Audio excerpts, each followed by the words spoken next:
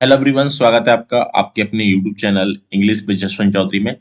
दोस्तों, आज हम बात करने जा रहे हैं बीएसटीसी 2020 के पेपर की। ठीक है, ये पेपर जो है वो प्रीवियस ईयर पेपर है और यहाँ पे ये सेशन बहुत ही इम्पोर्टेंट सेशन है, क्योंकि प्रीवियस ईयर क्वेश्चंस अगर आप नहीं कर रहे हो तो आपके लिए मतलब बेनिफिशियल नहीं होगा। तो प्रीवियस ईयर क्वेश्चन करने का बेनिफिशियल हमेशा मिलता ही है। ठीक है, हाँ। तो क्या बेनिफिट मिलेगा आप लोगों को, इससे पता चल जाएगा कि आप लोग किस तरह की एग्जामिनेशन में क्वेश्चन करोगे। ठीक है, किस तरह के एग्जामिनेशन में क्वेश्चन पूछे जाते हैं, ये इसका बेनिफिट होता है प्रीवियस क्वेश्चन करने का। तो ये बच्चा बेटा देखो, ध्यान से देखो यहाँ पे क्वेश्चंस को। और हम सेशन को स्टार्ट करने से पहले बताते हैं, ये मेरा टेलीग्राम चैनल है। अगर आप मुझसे जुड़ना चाहते हो टेलीग्राम पे, तो इंग्लिश विद जसवंत चौधरी के नाम से आप मेरे टेलीग्राम के साथ जुड़ सकते हैं। ठीक है, हाँ। और अगर आप फेसबुक यूज करते हो, फेसबुक को मेरा पेज है इंग्लिश विद जसवंत चौधरी के नाम से, इस पेज को फॉलो कर सकते हैं। ठीक है, चलिए हम स्टार्ट करते हैं क्वेश्चंस की सीरीज को। और ये क्वेश्चंस बहुत ही इंपॉर्टेंट क्वेश्चंस है। चलिए देखो, फर्स्ट क्वेश्चन कह रहा है कि ही dash swim when he was young, कि जब वह जवान था तो तैरा करता था। ठीक है, देखो यहाँ पे आपका ये क्वेश्चन आपका मॉडल पे बेस्ड है। ठीक है, मॉडल का क्वेश्चन है और फिल इन द ब्लैंक्स में पूछा है। ठीक है, देखो यहाँ पे यूज कर रखा है, एक तो दे रखा है माइट। तो माइट का यूज तो नहीं होगा, क्योंकि माइट का जो यूज होता है वो तो हम पॉसिबिलिटी के सेंस में करते हैं। ठीक है, तो पॉसिबिलिटी में माइट लगाते हैं और वो भी लेस पॉसिबिलिटी में लगाते हैं हम। जब संभावना कम होती है तो वहां पे हम माइट का यूज करते हैं। ठीक है, देखो कुड का यूज नहीं करते। कुड का यूज तो हम पास्ट एबिलिटी और पास्ट कैपेसिटी के सेंस में करते हैं। कुड पास्ट एबिलिटी और पास्ट कैपेसिटी के सेंस में करते हैं। ठीक है, हाँ। तो देखो यहाँ पे सबसे जो अच्छा ऑप्शन है वो आपका क्या है, वुड। तो यहाँ पे आंसर बनेगा वुड। अब देखो बताऊंगा वुड क्यों बन रहा है यहाँ पे। तो यहाँ पे आपका आंसर होगा वुड। वुड आंसर इसलिए बन रहा है क्योंकि ये वुड जो है यहाँ पे किसका मीनिंग दे रहा है, पास्ट हैबिट का मीनिंग दे रहा है। ठीक है, भूतकाल की आदत।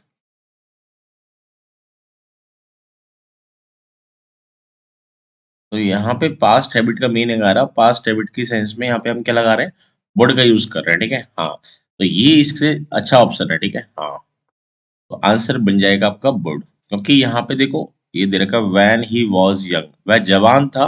जब वह जवान था तो वह तैरा करता था, अब नहीं तैरता है, पहले तैरा करता था। ठीक है, पास्ट हैबिट है ये, प्रेजेंट की हैबिट नहीं है, पास्ट की है कि पास्ट में ऐसा होता था, अब नहीं होता है। ठीक है, आई हो आपको ये क्वेश्चन समझ में आ गया होगा।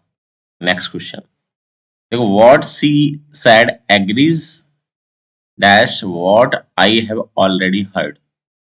क्या वह एग्री करने के लिए कहना चाहती है जो मैं सुन चुका हूँ। ठीक है, हाँ। ये सेंटेंस का मीनिंग आ रहा है, क्या एग्री करने की बात की जा रही है इसमें। अब देखो एग्री एक वर्ब है, एग्री वर्ब के साथ में क्या प्रेपोजिशन आता है। देखो एग्री अगर किसी पर्सन से आप एग्री होते हो तो एग्री अपने साथ में लेता है विद।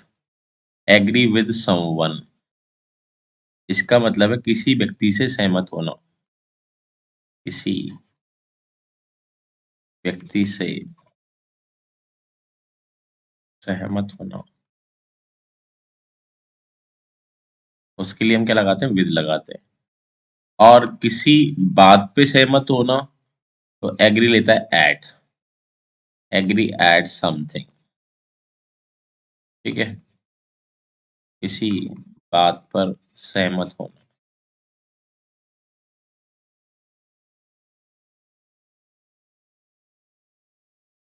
उसके लिए आता है आपका एट। तो देखो इस वाले क्वेश्चन में यहाँ पे हम बात कर रहे हैं किसकी, समथिंग की बात कर रहे हैं, तो इसलिए इसका आंसर हो जाएगा आपका एट। तो यहाँ पे आपको एट का यूज करना है। और एट किस ऑप्शन में है, डी में है। ये क्वेश्चन प्रेपोजिशन का था। ठीक है, तो प्रेपोजिशन पे बेस्ड था। फर्स्ट क्वेश्चन मॉडल पे बेस्ड था, ये क्वेश्चन प्रेपोजिशन पे बेस्ड है। ठीक है, क्वेश्चंस करने से बता जाएगा किस किस टॉपिक से क्वेश्चन पूछे जाते हैं। ठीक है, हाँ। चलिए next question, choose the correct synonym, आपको सिनोनिम बताना है। क्या है वर्ड, क्या दे रखा है, अवेंडन। अवेंडन वर्ड का आपको सिनोनिम बता। देखो अवेंडन का मीनिंग क्या होता है, अवेंडन का मतलब होता है त्याग देना या फिर छोड़ देना। ठीक है, बहुत ही इंपॉर्टेंट वर्ड है अवेंडन।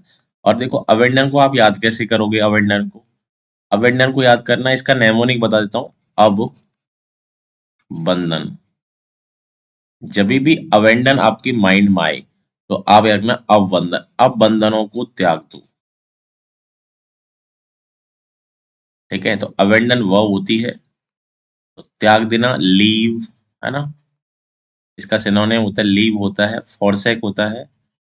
ठीक है, डेजर्ट होता है, डेजर्ट में भी छोड़ देना त्याग देना, फॉरसेक माने छोड़ देना त्याग देना, लीव माने छोड़ देना त्याग देना। ठीक है, रिनाउंस, रिनाउंस का मतलब भी पद या सिंहासन को त्याग देना। एब्डिगेट, एब्डिगेट माने भी पद या सिंहासन त्याग देना, ये सभी वर्ड्स क्विट कर देना। ठीक है, तो ये सारे वर्ड्स जो हैं वो क्या है, सिनोनिम है। ठीक है, तो याद रखो सिनोनिम है ये सारे वर्ड्स। अवेंडन को याद करना है, अब सारे बंधनों को त्याग दो आप। अगर आप जॉब चाहते हो तो अब सारे बंधन आपको त्यागने पड़ेंगे। ठीक है, अवेंडन जब भी आपके माइंड में आए तो आप याद रखना अब बंधनों को क्या कर दो, त्याग दो, छोड़ दो अब सारे बंधनों को। अवेंडन वर्ड आपको याद रहेगा, बहुत ही इंपॉर्टेंट वर्ड है, काफी बार एग्जामिनेशन में पूछा गया रिपीटेडली। ठीक है, देखो यहाँ पे ऑप्शन में आ रहा है एक फोरसेक। फोरसेक का मतलब होता है छोड़ना त्यागना, अभी बताया मैंने आपको। फोरसेक का मतलब क्या होता है, छोड़ना या त्यागना। ठीक है, हाँ। एक बार दे रखा है रिसीव, रिसीव का मतलब होता है प्राप्त करना। ठीक है, गिफ्ट का मतलब होता है उपहार, कोई भी आपको गिफ्ट मिला है।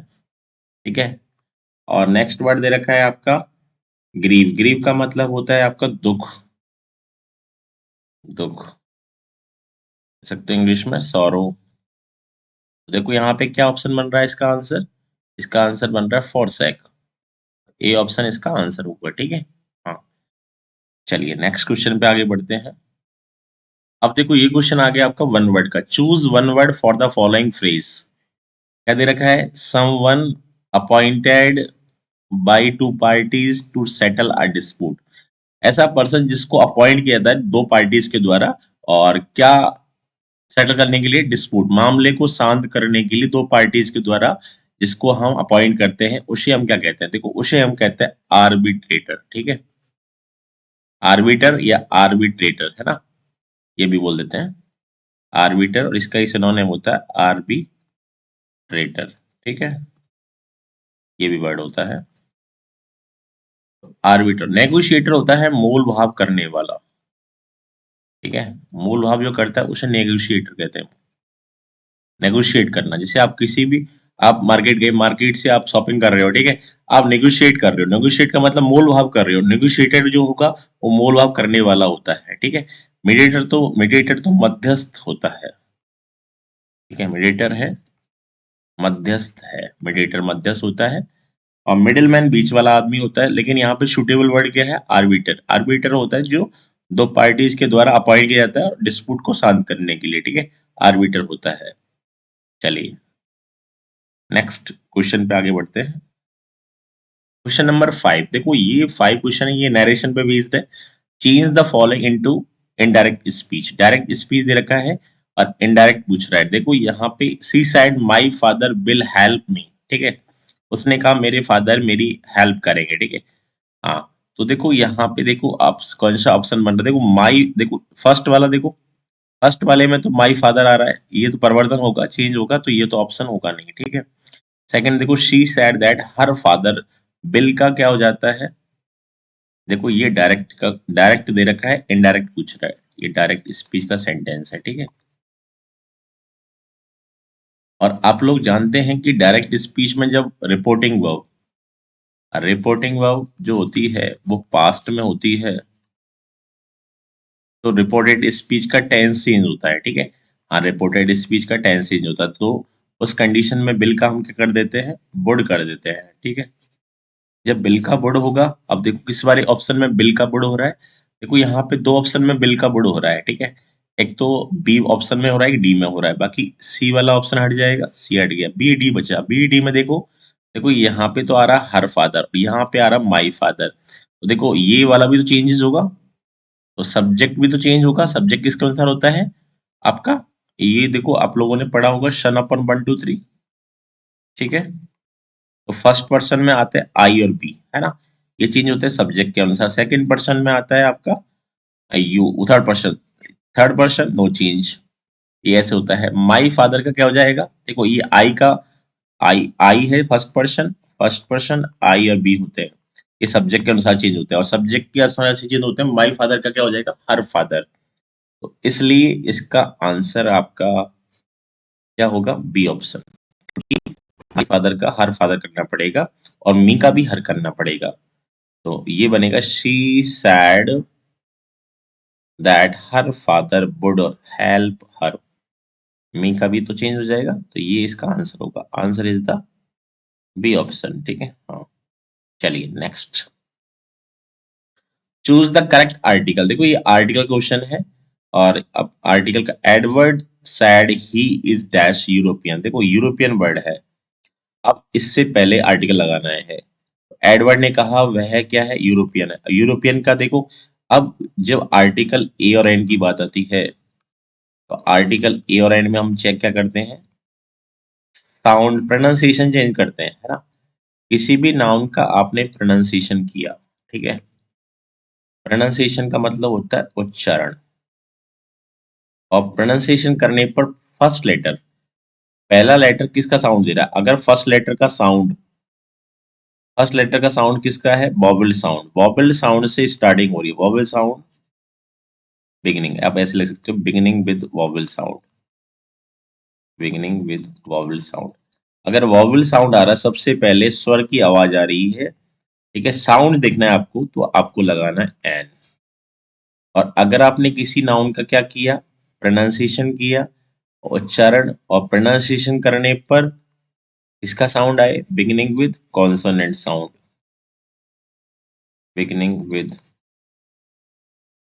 कॉन्सोनेंट साउंड, अगर कॉन्सोनेंट का साउंड आएगा तो आपको लगाना है क्या, आपको आर्टिकल ए का यूज करना है, ठीक है। देखो यहाँ पे वर्ड दे रखा है यूरोपियन, देखो यहाँ ई मत देखो, आप इसका प्रोनाउंसिएशन देखो, प्रोनाउंसिएशन क्या है, यूरोपियन। यूरोपियन को आप कैसे लिखोगे, यूरोपियन, आप ऐसे लिखोगे, तो देखो सबसे पहले इसका प्रोनाउंसिएशन करेंगे, तो यूरोपियन में पहले यार क्या बोल रहा है, यू यू में देखो पहले या बोल रहा है, या पहले बोलता है, बाद में ऊ बोलता है, ठीक है, य, बाद में ऊ, य है, तो क्या है ये, एक कॉन्सोनेंट साउंड आ रहा है, और जब कॉन्सोनेंट साउंड आ रहा है तो क्या आएगा, ए, ठीक है। तो यहाँ आ यूरोपियन, तो आंसर बनेगा सी, ठीक है। एन मत लगा देना, नहीं तो गलत हो जाएगा, आ यूरोपियन होता है, ठीक है। हाँ, चलिए नेक्स्ट आगे बढ़ते हैं। हाँ, देखो बेटा, अब ये क्वेश्चन जो आ गया नेक्स्ट, अब देखो ये स्पेलिंग मिस्टेक का क्वेश्चन आ गया, ठीक है। स्पेलिंग मिस्टेक आपको बतानी है, क्या आंसर बनेगा, ठीक है। तो देखो यहाँ पे करेक्ट स्पेल्ड वर्ड का क्वेश्चन पूछा गया आपसे, और करेक्ट स्पेल्ड बताना है। देखो इस टाइप के क्वेश्चन जो आते हैं एग्जामिनेशन में, उसमें हम करते क्या है, उसमें हम ये देखते हैं कि ये 3 टाइप से क्वेश्चन बनते हैं एग्जामिनेशन में, ठीक है।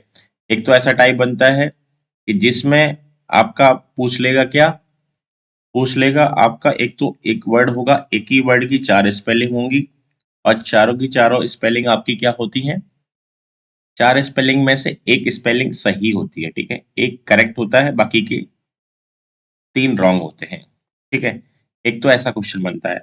दूसरा टाइप बनता है कि 4 डिफरेंट वर्ड्स होते हैं, 4 डिफरेंट वर्ड्स में से 3 की स्पेलिंग आपकी, 3 की जो स्पेलिंग होती है वो गलत होती, एक की राइट होती है, वो बनता है। तीसरा जो टाइप बनता है, उसमें चारों डिफरेंट वर्ड्स होते हैं, जिनमें से 3 की स्पेलिंग सही है, एक की गलत, जो गलत होता है वो आंसर होता है।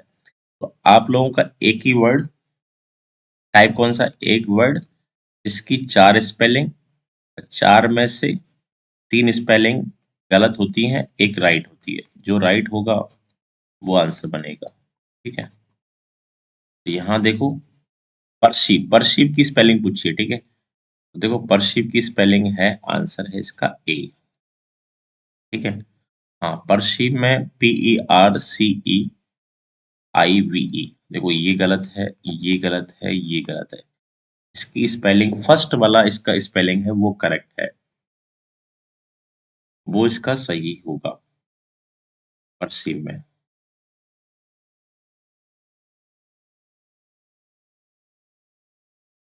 अब परसीव का मीनिंग क्या होता है? परसीव का मीनिंग होता है इंद्रियों द्वारा ग्रहण करना, इंद्रियों द्वारा ग्रहण करना।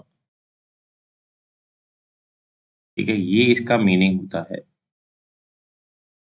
आई हो आपको समझ में आ गया होगा इस क्वेश्चन को। ठीक है, चलिए आगे बढ़ते हैं नेक्स्ट।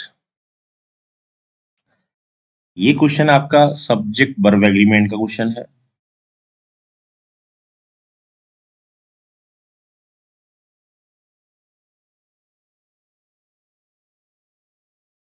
ठीक है, देखो ये कह रहा है the rise and fall of the tide are due to lunar influence. Rise and fall, tide के जो राइज और फॉल, उतार चढ़ाव है ना, उतार चढ़ाव कब आते हैं, किसकी वजह से आते हैं? लूनर इन्फ्लुएंस की वजह से आते हैं, चंद्रमा के प्रभाव की वजह से आते हैं। ठीक है, हाँ। तो टाइड ज्वार की जो उतार चढ़ाव आते हैं वो चंद्रमा के प्रभाव की वजह से आते हैं। ठीक हो, अब देखो यहाँ पे आ रहा है राइज एंड फॉल। देखो आप लोगों ने पढ़ा होगा, जैसे मैंने कहा ब्रेड एंड बटर। ठीक है, bread and butter is a wholesome breakfast.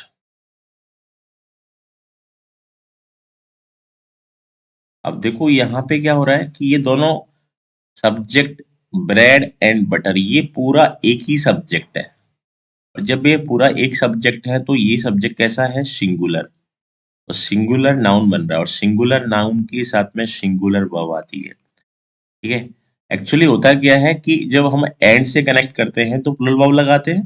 आप लोगों ने पढ़ा होगा कि जब दो सब्जेक्ट को हम एंड से जोड़ते हैं, जब दोनों डिफरेंट होते हैं तो वहां पे वर्ब कैसी आती है? प्लुरल आती है। ये कॉन्सेप्ट आपने पढ़ा होगा। ठीक है, लेकिन वर्ड यहाँ पे हो क्या रहा है कि यहाँ पे जो चीज बात हो रही है वो ये वाली बात होती है, ब्रेड एंड बटर वाली। ठीक है, तो इसी तरह से यहाँ पे भी क्या होता है, राइज एंड फॉल। ये राइज और फॉल जो है ये एक ही है, और राइज और फॉल एक ही है, तो ये पूरा जो सब्जेक्ट है वो कैसा है आपका? सिंगुलर नाउन है। और सिंगुलर नाउन है तो वर्ब कैसी आएगी? सिंगुलर। तो यहाँ पे आर का यूज गलत है, आर का यूज नहीं होगा, इसके रिप्लेसमेंट में इज का यूज होगा। तो ये किस पार्ट में है? ये आपके सी पार्ट में, तो सी आंसर हो जाएगा इसका। ठीक है, बहुत अच्छा क्वेश्चन था। चलिए आगे बढ़ते हैं। Choose the correct antonym for the word malice. देखो मैलिस, मैलिस वर्ड का एंटोनेम पूछा है इसने। अब देखो मैलिस वर्ड होता क्या है, मैलिस का मीनिंग बताता हूँ पहले आपको। देखो मैलिस वर्ड का मीनिंग होता है बुरी सोच।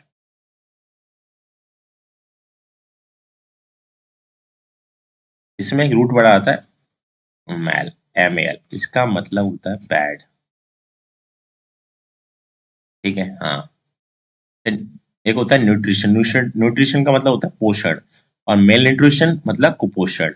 मेल ये लगते ही, MAL लगते ही आपका ये नेगेटिव वर्ड है। ठीक है, ध्यान रखना नेगेटिव है।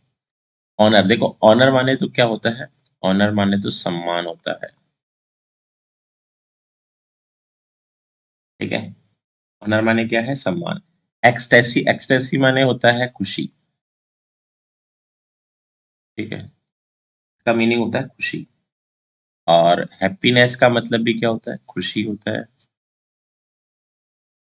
ठीक है, गुडविल, गुडविल ये आपका पॉजिटिव है, तो मैलिश का एंटोनेम क्या बनेगा? गुडविल बनेगा। ठीक है, तो एक्सटेसी और हैप्पीनेस तो दोनों सिनोनिम है, ऑनर सम्मान है, तो यहाँ पे गुडविल मैलिश का क्या होगा? एंटोनेम होगा। पूछ क्या रहा है? एंटोनेम, तो इसका अपोजिट पूछा है, इसका अपोजिट क्या बनेगा? ये बन जाए। ठीक है, गुडविल। चलिए नेक्स्ट क्वेश्चन पे आते हैं। An average cow dash 1400 pounds. ठीक है, हाँ। एक एवरेज जो गाय होती है उसका वजन कितना होता है, ये सेंटेंस कह रहा है। तो यहाँ एन एवरेज काउ, देखो एन एवरेज काउ जो है वो सब्जेक्ट कैसा है, सिंगुलर, सिंगुलर नाउन है। और सिंगुलर नाउन के साथ में वर्ब कैसी आती है, सिंगुलर आती है। सिंगुलर नाउन अपने साथ कैसी वर्ब लेते हैं, सिंगुलर वर्ब लेते हैं। ठीक है। और आप लोगों ने देखो प्रेजेंट इंडेफिनिट टेंस पढ़ा होगा। प्रेजेंट इंडेफिनिट में क्या करते हैं कि मेन वर्ब की फर्स्ट फॉर्म में एस सी एस लगाते हैं। कब लगाते हैं, जब सब्जेक्ट कैसा होता है, सिंगुलर, क्योंकि ये वर्ब कैसी है, सिंगुलर वर्ब है। ठीक है। और ओनली जो फर्स्ट फॉर्म है ये वर्ब कैसी है, प्लुरल है। तो देखो ये वे, इसका मीनिंग होता है बजर। ठीक है, करना या होना। ठीक है। हाँ, तो ये इसमें क्या लग जाएगा, एस लग जाएगा। तो आंसर आपका क्या बनेगा, ए ऑप्शन। कि वर्ब में क्या लग गया, एस लगा दिया। ठीक है। हाँ, क्योंकि सब्जेक्ट सिंगुलर, तो यहाँ पे भी, यहाँ इस वाले फिल इन द ब्लैंक्स में वर्ब कैसे आएगी, singular verb. Singular verb S S लगने से वर्ब कैसी बनती है, सिंगुलर बनती है। ठीक है। हाँ, तो ये इसका आंसर होगा। चलिए नेक्स्ट क्वेश्चन पे आगे बढ़ते हैं। Identify the kind of sentence. आपको सेंटेंस बताना है, what a fool you are. और देखो एक्सक्लेमेशन का मार्क, कह रहा क्या मूर्ख हो तुम यार ना। तो ये सेंटेंस जो है वो आपका कैसा है, ये सेंटेंस आपका एक्सक्लेमेटरी विस्मयादि बोधक है। और ये आपका आंसर बनेगा सी ऑप्शन। देखो एक्सक्लेमेटरी सेंटेंस को हम कहते हैं विस्मयादि बोधक।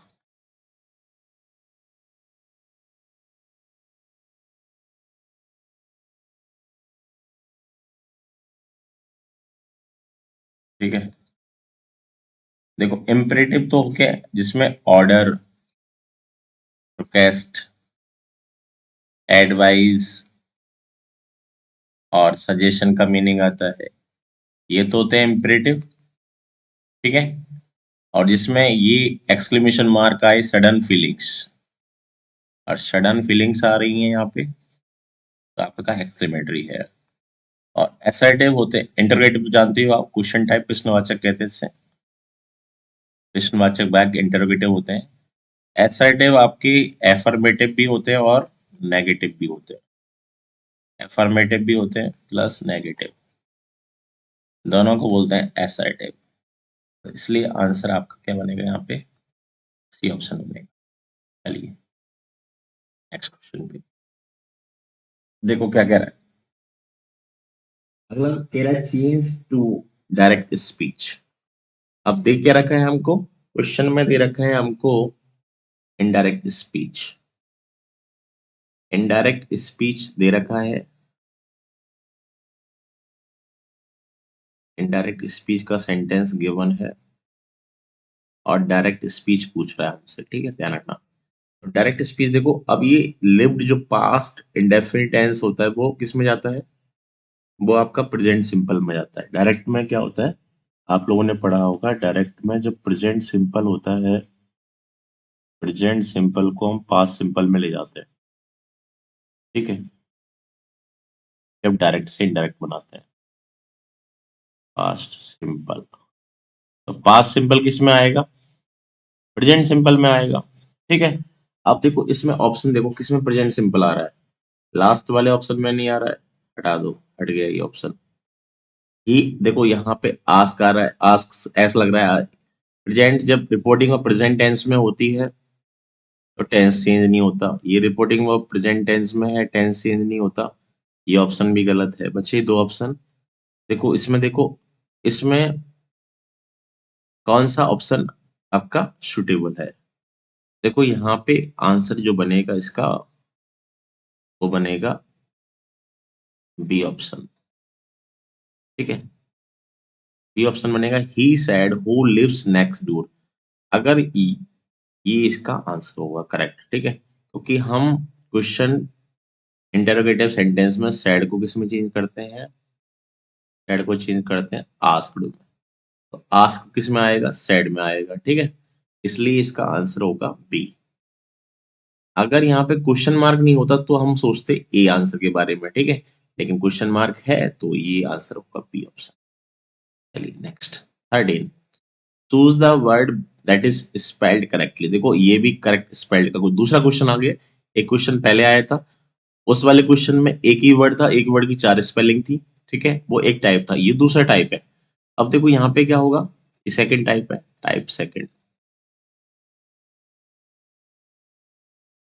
इसमें देखो चेक करो पहले आप, देखो कमेटी की स्पेलिंग गलत है, ठीक है, बलून की स्पेलिंग तो सही है, ठीक है, सक्सेसिव की स्पेलिंग गलत है, फुलफिल की स्पेलिंग गलत है, तो इसका आंसर बलून है, ठीक है। अब देखो कमेटी की सही स्पेलिंग क्या होती है, कमेटी में डबल एम आता है भाई। कमेटी बहुत बार एग्जाम में पूछा गया, कमेटी की स्पेलिंग ये होती है, कमेटी में एम डबल, टी डबल और डबल ई, है ना, ये डबल होते हैं, कमेटी की स्पेलिंग ये होती है। सक्सेसिव की स्पेलिंग क्या होती है, एस यू, पहले सक्सेस लिखो, सक्सेस डबल एस, सक्सेस लिख दिया, और सक्सेस में लगा दो आई वी, ये सक्सेस की स्पेलिंग होती है, ठीक है। और फुलफिल, फुलफिल की स्पेलिंग क्या होती है, F U L F I L, ये फुलफिल की स्पेलिंग होती है। स्पेलिंग का क्वेश्चन आते आता है एग्जाम में, जैसे मैंने पूछा आपसे वैक्यूम की स्पेलिंग क्या होती है, तो वैक्यूम में क्या होता है, डबल यू आता है वैक्यूम में, वैक्यूम की स्पेलिंग ये होती है, ठीक है। मैंने पूछा आपसे ग्रामर की स्पेलिंग क्या होती है, G R A double M A R, grammar की स्पेलिंग ये होती है। ऐसी स्पेलिंग पूछ ली जाती है एग्जामिनेशन में, ठीक है। मैंने पूछा वैक्सीनेशन की स्पेलिंग क्या होती है, डबल सी, ये वैक्सीनेशन की स्पेलिंग होती है, ठीक है। मैंने कहा डेफिनेशन की स्पेलिंग क्या है, D E F I N I T I O N, definition, ठीक है। तो डेफिनेशन की स्पेलिंग ये होती है परिभाषा। तो ये पूछ ली जाती है एग्जामिनेशन में, ठीक है। तो चलिए आगे बढ़ते हैं। देखो ये आ गया आपका एक पैसेज आ गया, ठीक है। पैसेज में 4 क्वेश्चन आ रहे, 14 से लेकिन 18 तक डायरेक्शंस, ठीक है। 4 क्वेश्चंस पूछे जा रहे हैं यहाँ पे, देखो देखो इसको पढ़ते हैं। अ लिटिल मैन, एक लिटिल मैन जो था, बिसाइड मी, बिसाइड का मतलब होता है बगल में, ठीक है। एक जो लिटिल मैन जो था वो बगल में था, किसके बगल में था, मेरे बगल में था।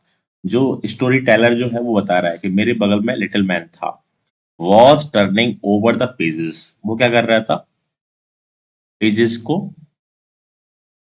बदल रहा था, ठीक है। एक लिटिल मैन जो था वो मेरे बगल में बैठा हुआ था, मेरे बगल में था, was turning over the pages, pages को पलट रहा था, किसके पेजेस को पलट रहा था, ऑफ अ मैगजीन, एक मैगजीन के पेजेस को पलट रहा था। कैसे पलट रहा था, क्विकली, क्विकली का मतलब तेजी से पलट रहा था, एंड नर्वसली, और घबराया हुआ था, नर्वसली, है ना, वो पलट रहा था तेजी से, और एकदम घबराया हुआ वो पलट रहा था। अपोजिट मी, मेरे अपोजिट, मेरे विपरीत, है ना, मेरे दूसरी साइड में, there was a young mother, एक जवान मदर बैठी हुई थी, एक जवान मदर थी अपोजिट मेरे, there was a young mother who was trying to restrain her son from making a noise, और वो क्या कर रही थी, वो कोशिश कर रही थी restrain करना, restrain का मतलब स्टॉप करना, है ना। तो वो मदर क्या कर रही थी उसकी, ये जो यंग मदर थी, who was trying to restrain her son from making a noise, तो वो अपने बच्चे को शांत करने के लिए, फ्रॉम मेकिंग noise, शोर को शांत करने का ट्राई कर रही थी, कोशिश कर रही थी बच्चे की। बच्चा क्या कर रहा था, उसका जो बेटा जो था वो आवाज निकाल रहा था, हल्ला कर रहा था, तो उसको शांत करने का प्रयास कर रही थी वो, ठीक है। हाँ, देखो एक वर्ड आ रहा है यहाँ पे, आप लोग याद रखना, रिस्ट्रेन। तो रिस्ट्रेन का मतलब होता है या स्टॉप, बच्चे को रोने से वो शांत करने का प्रयास कर रही थी। आगे पढ़ते हैं, चलो। The boy had obviously grown very of waiting, जो लड़का था उस मदर का, वो क्या था, वो आपका वेरी का मतलब होता है थकना, ठीक है। तो इंतजार करते करते, जो वेरी का मतलब होता है थकना, जो बच्चा जो था, जो बॉय जो था, लड़का जो था, वो क्या हो रहा था, बहुत इंतजार करते करते थक गया था, ठीक है, थक रहा था, बहुत ज्यादा थक रहा था वो। He had placed an ashtray on the floor, और उसने क्या किया कि एश ट्रे को किस पे फेंक दिया, फर्श पे फेंक दिया। एश ट्रे जानते हो, एश ट्रे होती है जिसमें हम, इसमें लोग क्या करते हैं, एश ट्रे, एश ट्रे में जो सिगरेट पीते हैं तो सिगरेट की जो अ, ऐश होती है, राख होती है, उसको उसमें डालते हैं, ठीक है। ऐश राख की जो ट्रे होती है वो एश ट्रे बोलते हैं उसे। तो उस बच्चे ने क्या किया, एश ट्रे को फ्लोर पे, फर्श पे फेंक दिया, ठीक है।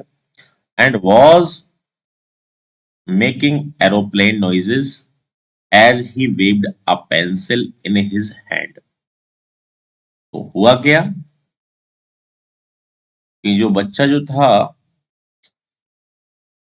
वॉज, देखो यहां से पढ़ रहे हैं, वॉज मेकिंग एरोप्लेन नॉइजेस, और एरोप्लेन की सी आवाज निकाल रहा था। जो बच्चा जो था वो एरोप्लेन नॉइजेस है ना, एरोप्लेन की आवाज निकाल रहा था, क्योंकि एज, क्यों निकाल रहा था ऐसा, क्योंकि ही वेव्ड, वह लहरा था एक पेंसिल को, he waved a pencil in his hand, वह अपने हाथ में पेंसिल को इसी तरह से लहरा रहा था जैसे एरोप्लेन लहराता है, इसी तरह से वो नॉइज निकाल रहा था एरोप्लेन की, और उसको पेंसिल को अपने हाथ में वेव हिला रहा था ऐसे। नियर हिम, उसके पास, नियर हिम का मतलब उस लड़के के पास, नियर हिम का मतलब है उस लड़के के पास। पास कौन था, एन ओल्ड मैन, एक बूढ़ा व्यक्ति जो था, वॉज फास्ट asleep, एक बूढ़ा व्यक्ति आराम से सो रहा था, सोया हुआ था, asleep का मतलब सोया हुआ था, आराम से सो रहा हुआ था। स्नोरिंग क्विकली टू हिमसेल्फ, ठीक है। तो देखो स्नोर का मतलब होता है खर्राटे मारना, ठीक है। स्नोर का मतलब होता है खर्राटे लेना, खर्राटे लेना। तो जो बूढ़ा व्यक्ति जो था वो बहुत तेजी तेजी से स्वयं के क्या रहता था, खर्राटे ले रहा था। द वॉइस मदर, जो उसकी माँ थी उस लड़के की, वॉज एफ्रेड, डरी हुई थी। क्यों डरी हुई थी, उसकी लड़के की माँ डरी हुई थी, that sooner or later her son would wake the gentleman up, है ना। तो देखो देखो वेकअप का मतलब होता है जगाना, है ना। तो उसकी जो माता थी, उसकी जो मदर थी, वो डरी हुई थी कि सूनर और लेटर, देखो sooner or letter, sooner or letter का मतलब होता है कभी ना कभी, कभी ना, कभी ना कभी। कि वो माता जो थी, उसकी मदर वो थी, वो डरी हुई थी। क्यों डरी हुई थी, क्योंकि उसे डर था कि कभी ना कभी उसका बेटा उस बूढ़े आदमी को जो सोया हुआ था, उस जेंटलमैन को जगा देगा, इस बात से वो डरी हुई थी, ठीक है ना। हाँ, तो ये हमारा रहा पैसेज। अब देखो क्वेश्चंस करते हैं इसके, चलिए। What was the old man doing, old man जो बूढ़ा आदमी था वो क्या कर रहा था, देखो इसमें ऑप्शन है sleeping, looking at the child, eating, reading magazine. जो बूढ़ा आदमी था वो क्या हुआ था, सोया हुआ था, वो सो रहा था, तो आंसर क्या बनेगा, स्लीपिंग बनेगा, ठीक है। तो वो सो रहा था आराम से, है ना, और खर्राटे ले रहा था।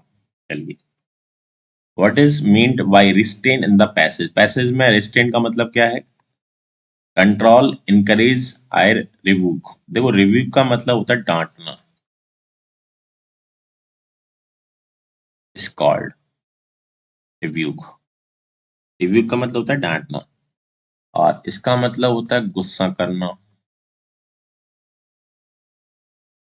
ठीक है। इनकरेज का मतलब होता है प्रोत्साहित करना या बढ़ावा देना, प्रोत्साहित करना। और कंट्रोल का मतलब होता है नियंत्रित करना। देखो यहाँ पे आंसर क्या बनेगा, कंट्रोल बनेगा, क्योंकि देखो आप लोगों ने देखा होगा जो रेस्ट्रेन का यूज हुआ था पैसेज में, कि जो मदर जो थी उस बॉय की, उसकी मदर अपने बच्चे को शांत कर रही थी, शांत करने का प्रयास कर रही थी। तो वो मेकिंग, जो शोर मचा रहा था बच्चा, इसलिए उसको कंट्रोल कर रही थी शांत होने के लिए, ठीक है। हाँ, तो इसलिए रेस्ट्रेन का मतलब क्या होगा, यहाँ पे कंट्रोल होगा, ठीक है। चलिए, next. The person who was least disturb was the, ऐसा कौन पर्सन था जो बहुत कम डिस्टर्ब हुआ था, ठीक है। वो कौन था, ऑब्जर्वर, ऑब्जर्वर जो होता है, ये तो स्टोरी बताने वाला, है ना, सन बेटा, ओल्ड मैन या लिटिल मैन। ठीक है, देखो इसमें सबसे ज्यादा जो बूढ़ा व्यक्ति था वो सोया हुआ था, ठीक है, वो डिस्टर्ब नहीं था, कम से कम डिस्टर्ब कौन हुआ था, बूढ़ा व्यक्ति। तो इसमें आंसर क्या बनेगा भैया, इसका आंसर बनेगा ओल्ड मैन, क्योंकि ओल्ड मैन तो आराम से सो रहा था, खर्राटे ले रहा था, वो तो घोड़ी बेच के सो रहा था आराम से, तो वो डिस्टर्ब ही नहीं हुआ था। तो यहाँ डिस्टर्ब कौन नहीं हुआ, बूढ़ा आदमी नहीं हुआ, क्योंकि आराम से घोड़ी बेच के सो रहा था, वो तेज तेज खर्राटे ले रहा था। The noise was made by, जो शोर कौन मचा रहा था, शोर किसने मचाया था भाई, शोर तो देखो बच्चे ने मचाया था, द लिटिल मैन या the boy, the aeroplane, the old man. देखो द ओल्ड मैन तो सो रहा था, एरोप्लेन तो हम रियल में नहीं था, लेकिन हम तो उसकी बात कर रहे हैं। ठीक है, तो यहाँ पे आपका आंसर क्या बनेगा, लिटिल मैन नहीं, लिटिल मैन तो मैगजीन के पन्ने पन्ने जो था पलट रहा था, द बॉय, वो लड़का जो था वो शोर मचाया था हुआ था। ठीक है, the factor common to all the people was that they were all. देखो इसमें सभी लोगों के लिए फैक्टर, ऐसा क्या कॉमन फैक्टर रहा है जो सभी लोगों के लिए, देवर जो ऑल लोग वहां कर रहे थे, ऐसा क्या था सभी लोगों के लिए कॉमन फैक्टर जो सभी लोग वहां कर रहे थे, वॉचिंग अ फिल्म, एक मूवी देख रहे थे, नहीं मूवी तो देख ही नहीं रहे थे, looking waiting for something, looking at the little boys playfulness, reading magazine, नहीं मैगजीन नहीं पढ़ रहे थे, प्लेफुलनेस नहीं, तो क्या कर रहे थे, वेटिंग फॉर समथिंग। ठीक है, इंतजार कर रहे थे, क्योंकि देखो वहां पे जो बच्चा था वो इंतजार करते करते थक गया था, इसलिए वो क्या अपनी माँ को उससे कंट्रोल नहीं हो पा रहा था, माँ उसको शांत करने का प्रयास कर रही थी। तो यहाँ पे सभी लोग कॉमन फैक्टर यही है कि वेटिंग फॉर समथिंग, किसी न किसी का वो सभी लोग क्या कर रहे थे, इंतजार कर रहे थे। ठीक है, इसलिए इसका आंसर बनेगा ये बी। चलिए next 19, man fear dash death, मनुष्य किससे डरता है, लोगों को डर किससे होता है, डैश से होता है। देखो डेथ कैसा नाउन है, डेथ आपका एब्स्ट्रैक्ट नाउन है, डेथ को हम फील करते हैं, मृत्यु को, और एब्स्ट्रैक्ट नाउन कैसा होता है, अनकाउंटेबल। ठीक है, एब्स्ट्रैक्ट नाउन अनकाउंटेबल होता है, और अनकाउंटेबल नाउन से पहले कभी भी ना तो ए आता है ना एन आता है, और जनरली भी दा भी नहीं आता है, स्पेसिफिक विशेष केस में, है ना, विशेष विशेष में दा लगाते हैं। ठीक है, वहां पे दा लग जाता है, स्पेशल केस होता है, लेकिन यहाँ स्पेशल केस की बात ही नहीं है, तो आंसर क्या बनेगा, नो आर्टिकल, या कोई आर्टिकल नहीं आएगा। चलिए next, I bought this watch टैस 2000 रुपीज, कि मैंने इस वॉच को कितने के रुपये में करा, 2000 रुपये में खरीदा। ठीक है, अब देखो यहाँ पे बात किसी होती है, रेट बताने की बात की जा रही है, रेट बताने के लिए। ठीक है, बाई के साथ में क्या आएगा, प्रेपोजिशन, प्रेपोजिशन का दूसरा क्वेश्चन है ये, इन नहीं, इन आता है क्या, नहीं आता, विद तो इंस्ट्रूमेंट के लिए आता है, एट आएगा क्या, नहीं, तो आंसर क्या आएगा, फॉर।